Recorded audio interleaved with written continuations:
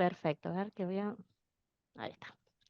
Bien, entonces, básicamente soy líder de farmacovigilancia y seguridad del paciente para Argentina, Paraguay, Uruguay y próximamente también Bolivia. Y la charla de hoy la preparé teniendo en cuenta el siguiente listado.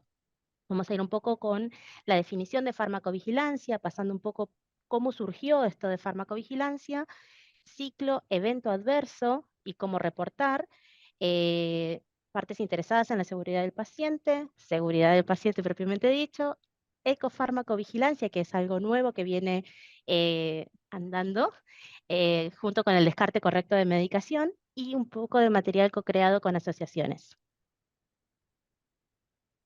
Bien, empecemos con la definición de farmacovigilancia. Y más allá de la definición formal, lo que tenemos que tener en cuenta es que farmacovigilancia significa que estamos vigilando la seguridad de los medicamentos para que su uso sea seguro a lo largo de todo el ciclo de vida, es decir, desde que la molécula empieza, ¿sí? Que estamos en la parte de estudios clínicos, y cuando sale al mercado se continúa esa vigilancia en la seguridad hasta que la molécula deja de existir en el mercado. Es decir, que lo vamos a estar viendo a lo largo de toda la vida. Y esto es porque nosotros lo que vamos a hacer es detectar eventos adversos, que serían los riesgos que tenemos en las medicaciones, y estos riesgos son identificados para reducir esos eventos si es que existen, prevenirlos a futuros pacientes o manejarlos si es que el riesgo es manejable.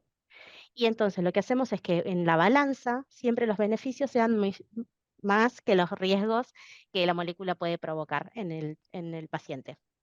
Entonces, objetivos: prevenir el daño de reacciones adversas, promover el uso seguro, informar sobre la seguridad tanto a pacientes como a médicos para que tengan esta información y puedan manejar toda esta información de manera oportuna, y contribuir a la protección de los pacientes y la salud pública.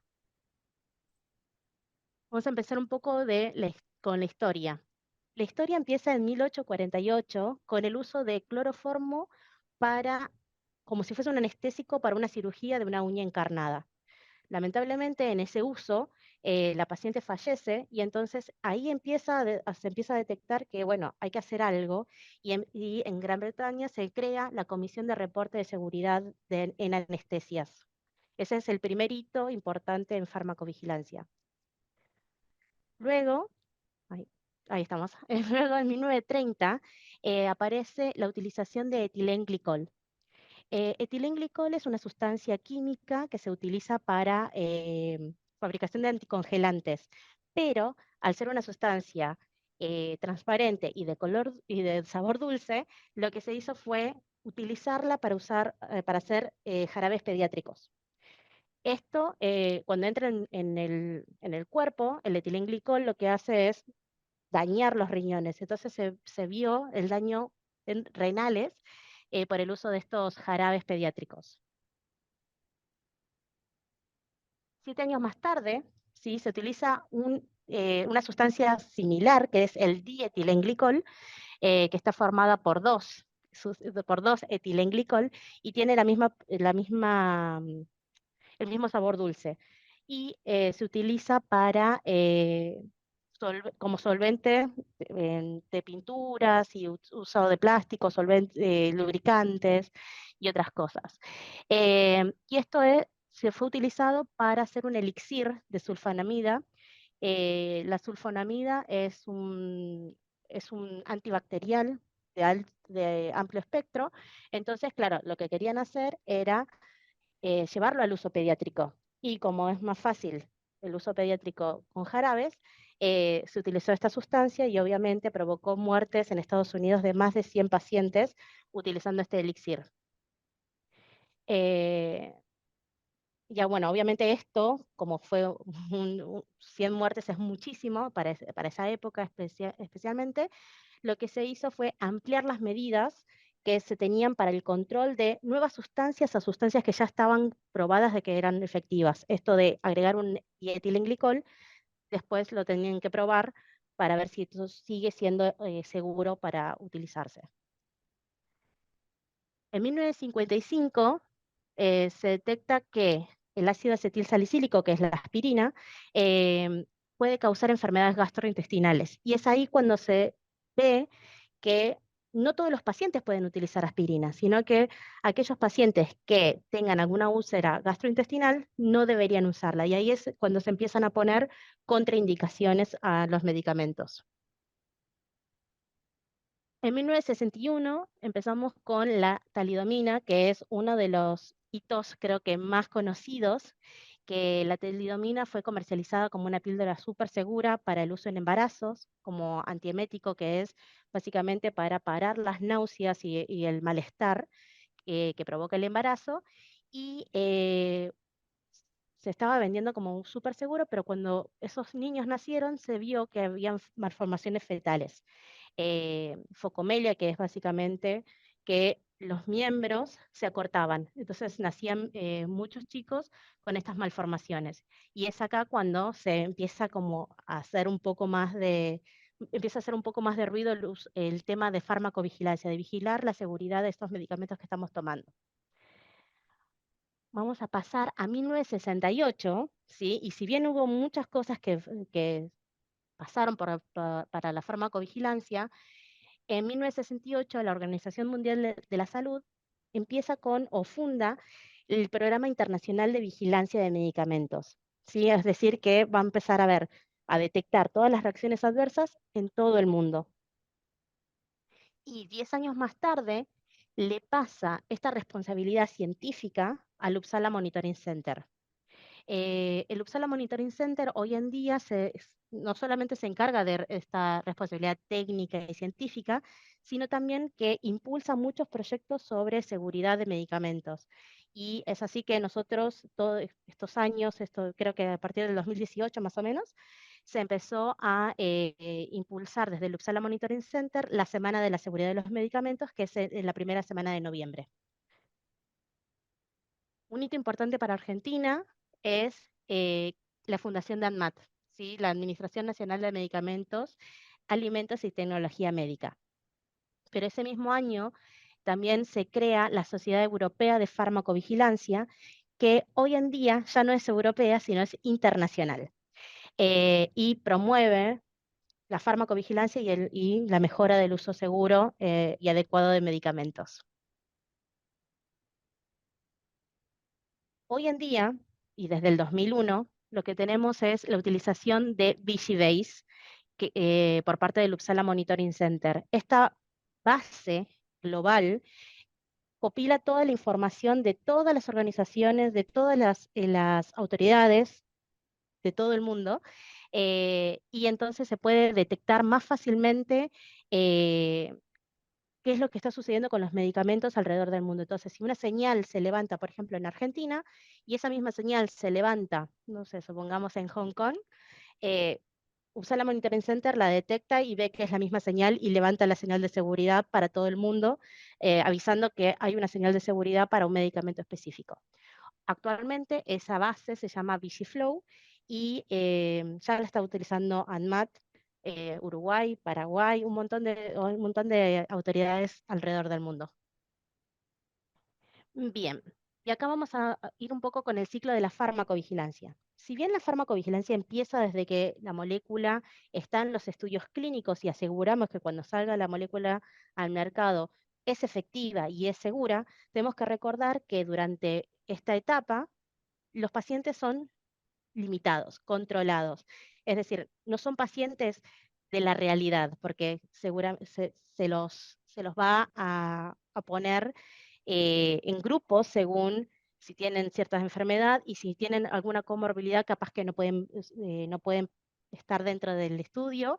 Y entonces, cuando la molécula sale al mercado, tenemos pacientes reales, pacientes que toman otras medicaciones, pacientes que tienen otras comorbilidades, y obviamente todo eso hace que nosotros en farmacovigilancia tengamos mayor cantidad de datos, información de todas las fuentes, porque puede ser el mismo paciente, puede ser el médico, y esta información hace que se detecten nuevos eventos adversos, porque obviamente son pacientes que tienen otras cosas u otras medicaciones, o se pueden detectar eventos nuevos, ¿sí? Y entonces todo esto sigue siendo un círculo en donde nos va a llevar a tomar medidas para seguir minimizando riesgos nuevos, seguir comunicando a la comunidad, ya sea de pacientes o de médicos, cómo prevenir, cómo controlar estos eventos, y esto va a ser a lo largo de todo el ciclo de vida de la molécula.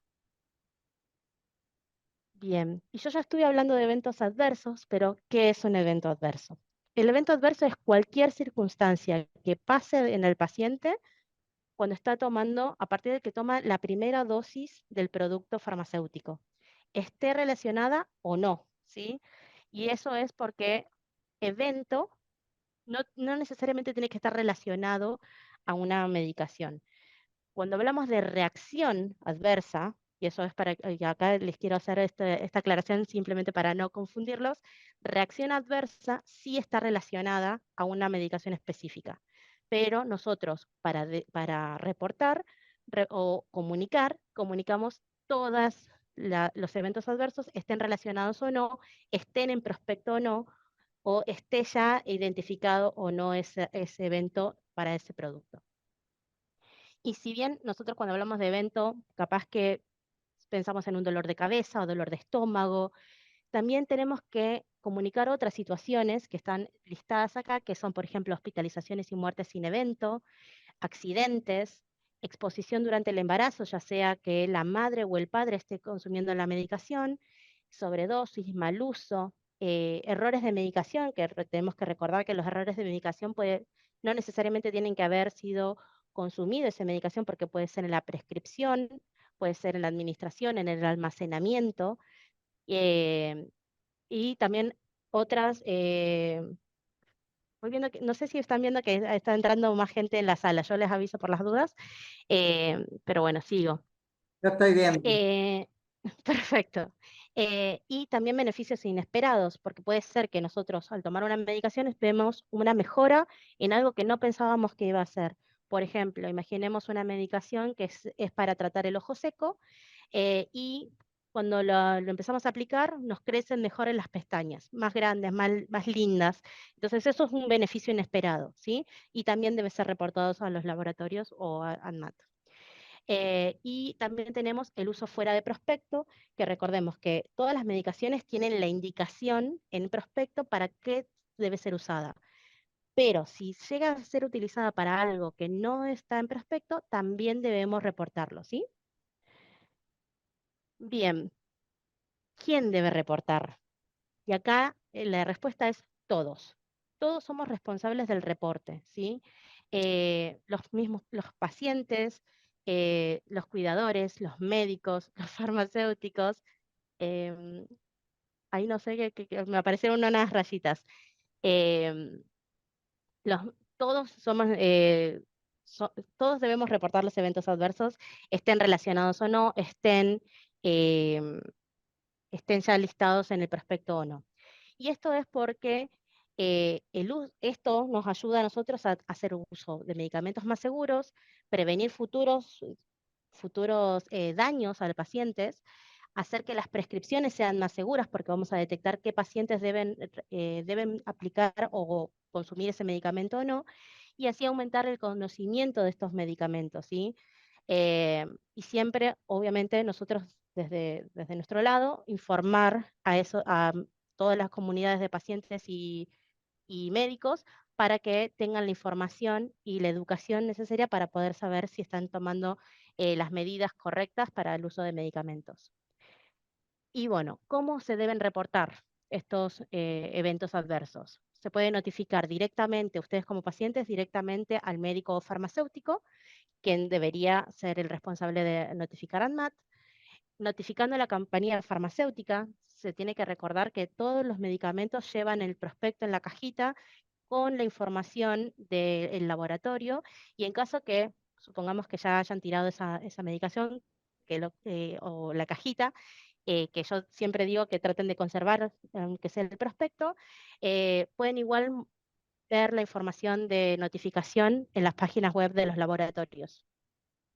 Y si no, también pueden hacerlo directamente a ANMAT utilizando la hoja de notificación, ¿sí? Que es la descargan de la página de ANMAT directamente, la completan y se envía por mail a el Departamento del Sistema Nacional de Farmacovigilancia de ANMAT.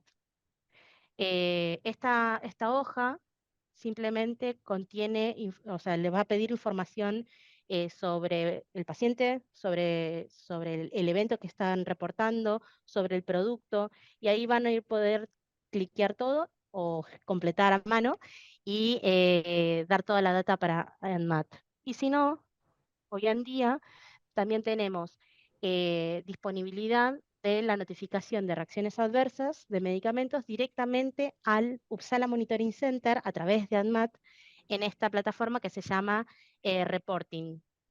Y acá lo pueden hacer de manera online, ¿sí? En vez de tener que descargar, completar, escanear y enviar, directamente pueden ingresar acá y ustedes van a ingresar como pacientes. Porque acá fíjense que tenemos como personal sanitario o como paciente o usuario de medicamento. Y acá es el mismo tipo de reporte donde les pide información sobre el paciente, sobre el medicamento, sobre el evento, y ahí vamos completando paso a paso. Bien, ¿cuáles son los datos mínimos? Yo ya los estuve diciendo un poco, pero al menos necesitamos un paciente identificable y lo identificamos sabiendo la edad, iniciales, fecha de nacimiento o sexo. Y si tenemos más información del paciente, la podemos poner. Un evento o situación reportable, que es el listado que habíamos visto más o menos, más cualquier otra situación que esté presentando el paciente. Siempre es importante también ahí, si el paciente está presentando más de un evento, quizás poner bien la correlación de esos eventos como para poder entender más qué es lo que está pasando. Producto, y acá es súper importante tener el nombre comercial para poder identificar a qué droga específica y de qué laboratorio estamos hablando. Em, pero también número de lote, no sé, desde qué fecha se está tomando esa medicación, todo es importante. eh, el informante. El informante sería la persona que está realizando ese reporte. Si puede ser el mismo paciente, puede ser el médico, puede ser un familiar, un cuidador, quien sea que esté haciendo el reporte, será el informante. Y sobre el informante siempre se pide autorización de contacto. Y la autorización de contacto se hace para poder hacer un seguimiento, si es necesario, tener más información de ese evento adverso. Bien, pasamos a lo que es seguridad del paciente y vamos a ver quiénes son las partes interesadas en este tema. En principio, todos los profesionales de salud, que obviamente van a tener los conocimientos y la experiencia científica y específica para hacer los tratamientos, siempre van a tener la información de prospecto para profesionales de salud y van a poder garantizar el uso seguro de medicamentos haciendo esos procesos y estandarizados. Y la comunicación de eventos adversos es súper importante porque obviamente vamos a tener la información de un profesional de la salud que conoce al paciente, que observa al paciente a lo largo de toda de todo lo que le está pasando y va a poder entender si esos eventos están relacionados o no. Y para el paciente es el punto de contacto para sacarse todas las dudas, para saber si está usando de manera segura su medicación, si la está usando correctamente, para minimizar todos los riesgos que pueda surgir desde que inicia hasta que finaliza su tratamiento y poder hacer todas las preguntas que necesite el paciente para entender su tratamiento. Otra de las partes interesadas súper importantes son los mismos pacientes y los cuidadores, que tienen la experiencia en la vida real. Son las personas que están tomando esa medicación, que van a tener esos eventos adversos si es que los llegaran a tener, y tienen la experiencia. Y entonces, a partir de esa experiencia, los laboratorios, por ejemplo, y también las autoridades regulatorias pueden tomar decisiones futuras regulatorias y orientar de qué es lo que está pasando con esos tratamientos. Y por eso también es súper importante la comunicación de eventos adversos, independientemente de si está en prospecto, si ya se conoce, si era algo leve, si era grave. Y acá hay algo que les quería comunicar, que eh, quiero que entiendan que el reporte de eventos adversos no va a hacer que ustedes pierdan ese tratamiento, al contrario, va a hacer que que ese tratamiento sea cada vez más seguro para ustedes. Entonces, los aliento a que empiecen a comunicar todos los eventos adversos que puedan tener con todas las medicaciones que estén tomando. Otra de las partes interesadas son las compañías farmacéuticas. Tenemos los establecimientos, el mantenimiento de procesos y el instrumento de todo de farmacovigilancia para poder hacer que no solamente se desarrollen nuevas medicaciones, sino además que una vez comercializadas, estos medicamentos sean seguros.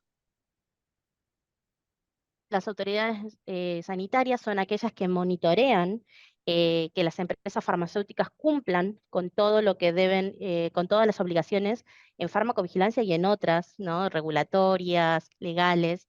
Pero bueno, como yo estoy en farmacovigilancia, voy a decir obligaciones de farmacovigilancia y mantienen la base de datos del país, ¿sí? Entonces, todos los eventos adversos de todas las empresas van a parar a la base de datos de la autoridad regulatoria, en este caso ANMAT.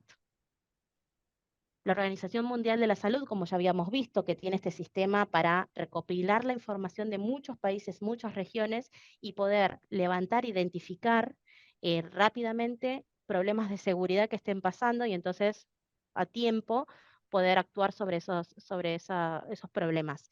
Y obviamente da acceso público a esa base de datos que es global y es anónima y entonces, bueno, podemos obtener más información.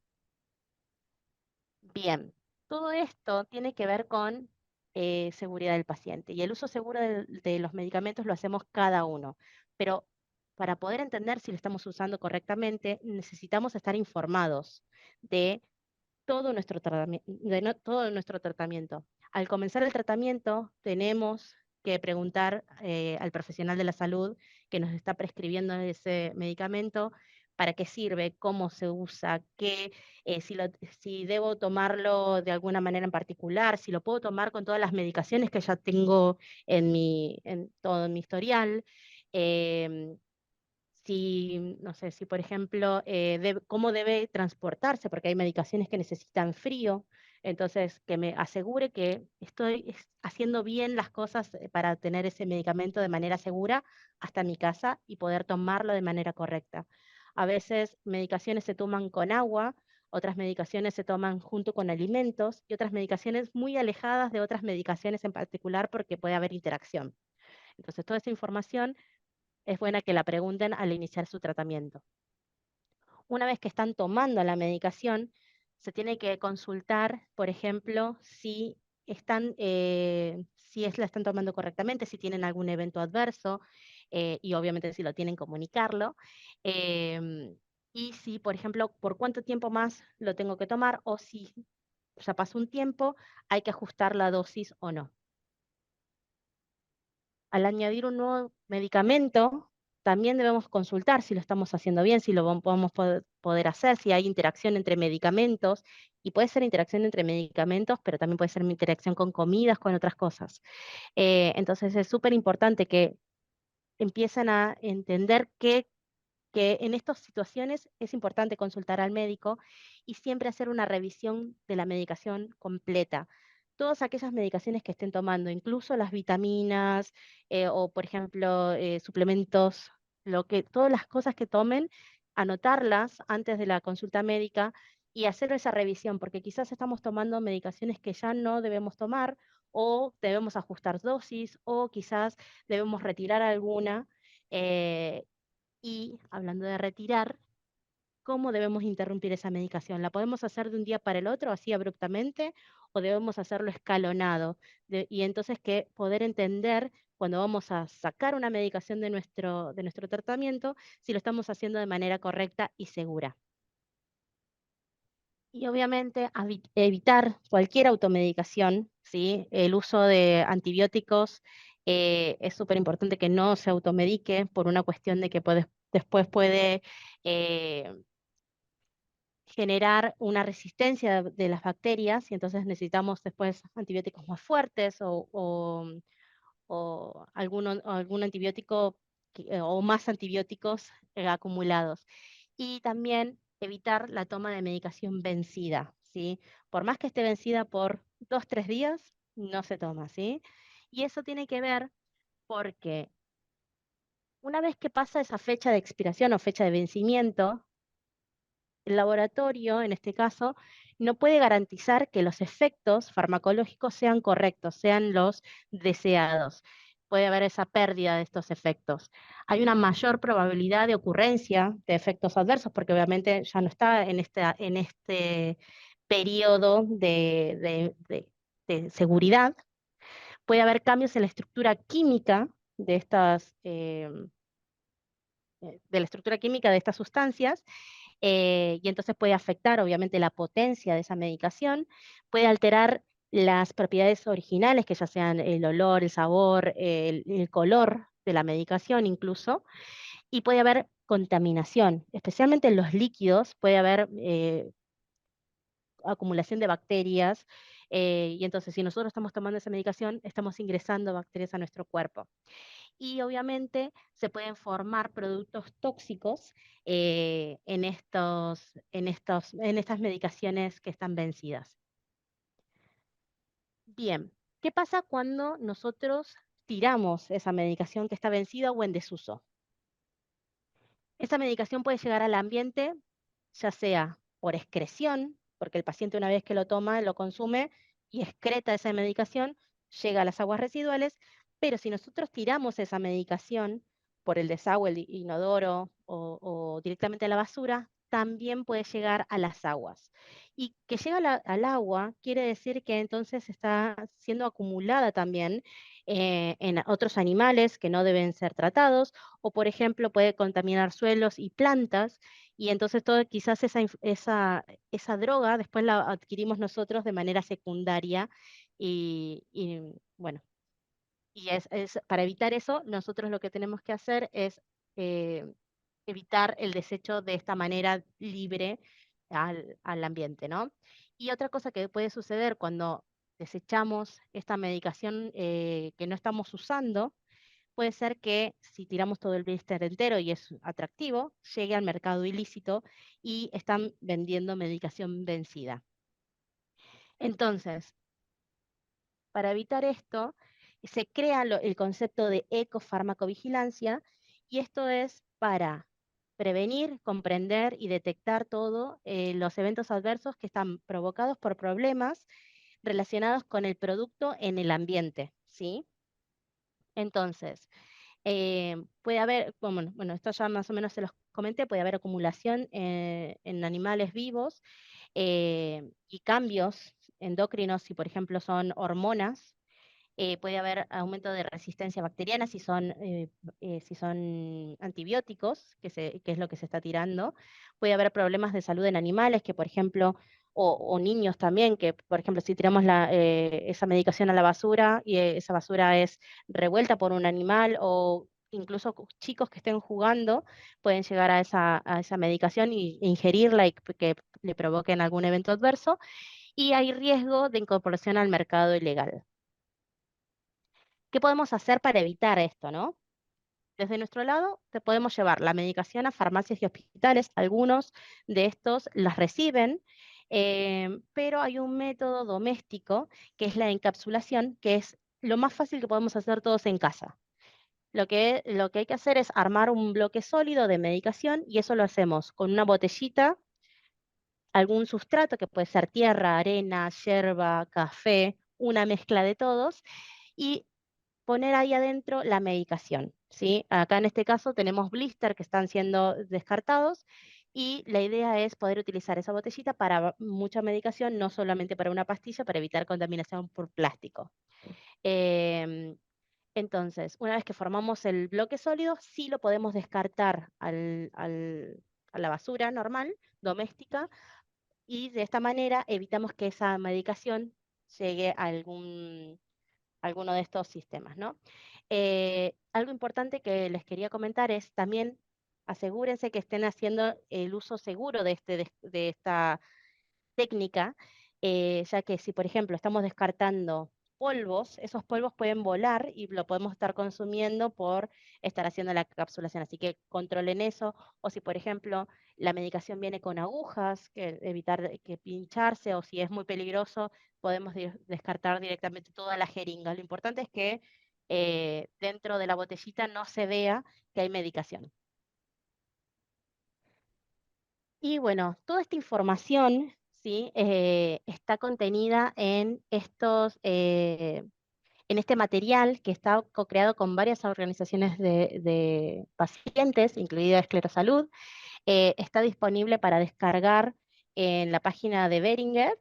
Ahí les puse el link para la descarga y básicamente son consejos de cómo llevar, qué preguntas llevar al médico en el momento de iniciar su tratamiento, eh, cómo utilizar la medicación de manera segura, cómo guardarla de manera segura y qué hacer si tenemos algún evento adverso. Y eso es todo. Hasta acá llegó mi presentación.